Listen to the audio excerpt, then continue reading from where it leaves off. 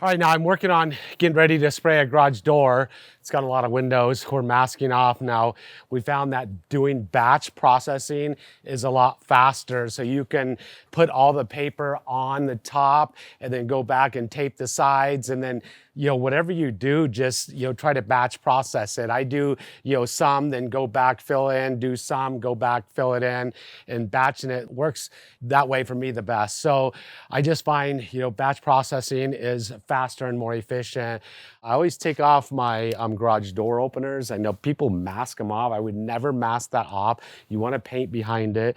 I mask the ground. I use FrogTape orange because your concrete, typically your other like green and blue and yellow doesn't stick as well to your concrete. So I find their production tape is the best when it comes to the concrete. I did the weather strip on the bottom of the door. I always mask off the weather strip.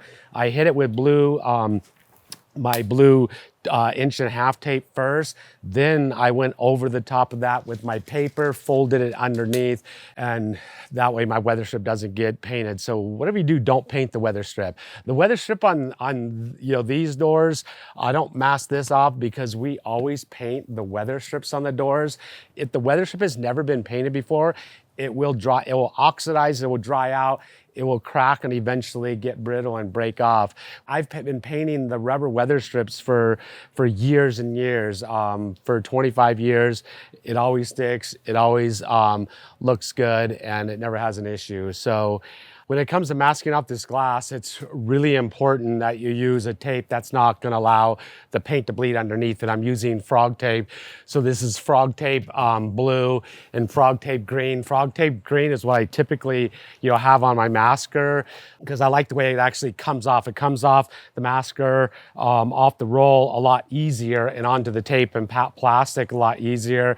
I'm filling in with FrogTape blue. Both of them have a polymer on the edge of the tape that won't allow paint to bleed underneath it. So that way I'll get really crisp, clean lines on the glass. I don't want to have any bleeding on the glass because that's going to take you a long time to actually clean it off. I also find FrogTape green and blue, when I have to take all this off, it comes off way easier. It releases a lot easier, and it's a lot of masking to actually pull off these windows.